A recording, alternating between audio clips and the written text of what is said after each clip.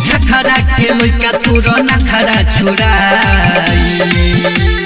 झखरा के लइका तोरा नखरा छोड़ाई एक बार रही पे तो बड़ी बुझाई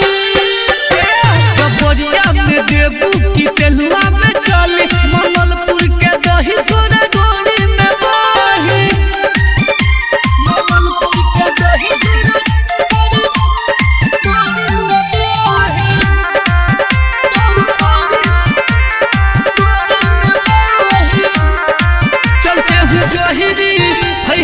इंग्लिश मलाही में खोजी है नयाउरी चलते हूँ गोहिरी है बचौरी इंग्लिश मलाही में खोजी है नयाउरी मलाहा के लइका बड़ी होले बाबू बोली एक बार ओहिबे तो बड़ी बुझाई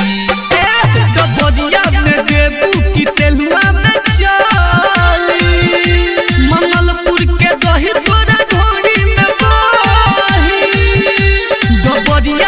देबू की तेलुआ में चली मंगलपुर के दही तोरा घोड़ी में बही मंगलपुर के दही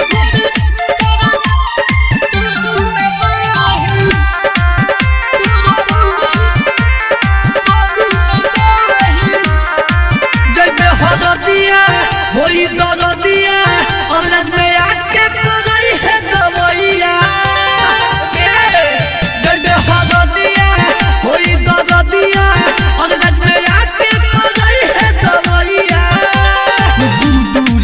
से ते रहिए ना हटके एक बार महादी तो जइबे ना बचके कबरिया में देबू की तेलुआ में चली मंगलपुर के दही तोरा घोड़ी में बही